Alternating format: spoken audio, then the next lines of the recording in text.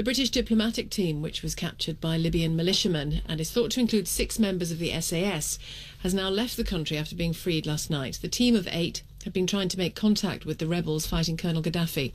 Libyan state television has broadcast a taped phone call, which it claims is between the UK ambassador to Libya and a rebel spokesman.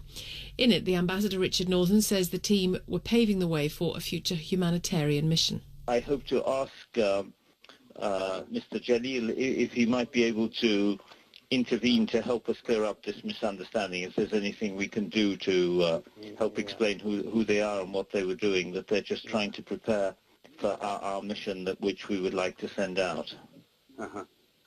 Yeah, actually, I stopped that already. I talked to Mr. Al-Jalil and about those people, and we contacted Benghazi, how they are and where they find them.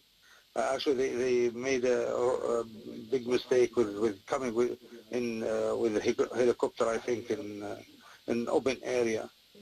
So I don't know. Oh, did they? I didn't know how they were coming. Yeah, with a helicopter in an open area, so the people they note that there's some people coming down, and they I'm not surprised. That alarmed them. They talk them to and there's an investigation now going on. That's Richard Northern, the British ambassador to Libya, who left the country last week, and a spokesman for the Libyan former Justice Minister Mustafa Abdel Jalil. In other developments, the coordinator for emergency relief at the United Nations, Baroness Amos, has called for that humanitarian access, particularly to the Libyan city of Misrata. There's been fierce fighting in the city between government and rebel forces. Nabila Ramdani is a journalist who specialises in Middle Eastern politics. Good morning, Nabila. Good morning. That was an interesting exchange, wasn't it, between the British ambassador to Libya and Mustafa Abdel Jalil. Let's take it on face value. Could British diplomats have gone into this area in any other way? Could they have just walked into this town?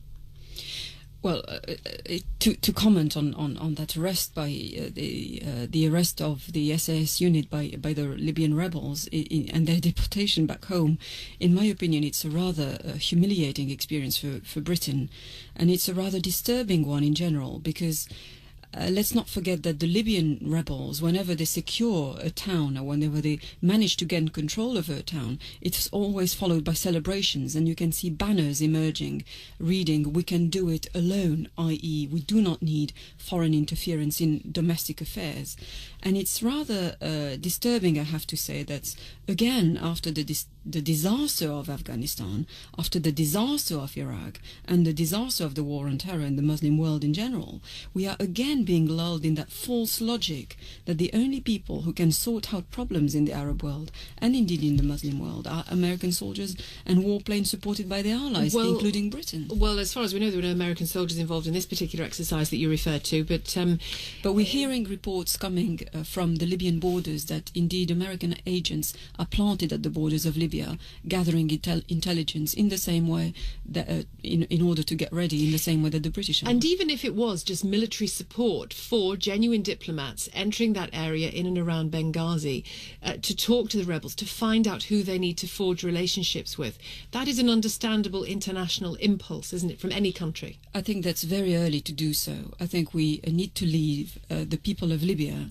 sort out their internal problems on their own. They clearly want freedom on their own terms, and once they've achieved that, then we can start talking with whoever takes over next. The Foreign Secretary William Hague said in a statement over the weekend that another team will be sent to Benghazi in due course, diplomatic team. One imagines that it will be done in a more open way this time. What do you think they need to do? I mean, you clearly feel they need to stay at home, but if they don't, what do they need to do? Well, what we're seeing is that there's a huge onslaught taking place against Gaddafi and his regime, and the people leading that onslaught are the indigenous population of Libya. They are armed, they are fully intent on bringing about change in their own country.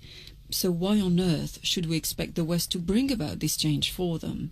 I think if the Western powers were to interfere in any way, well, they should stick to humanitarian aid, full stop, at this stage. It's not new, though, is it, in world history, for nations to get stuck in very early to secure interests, to secure strategic influence? But I think you've pointed at the crux of the matter here. The only reason why Western governments are pledging to get involved militarily is because of Libya's vast supply of oil and natural gas. And the last decade has proved over and over again that foreign interference doesn't achieve anything beyond more death and destruction, I'm afraid. Thank you for talking to us this morning. Nabila Ramdani, journalist specialising in Middle Eastern politics.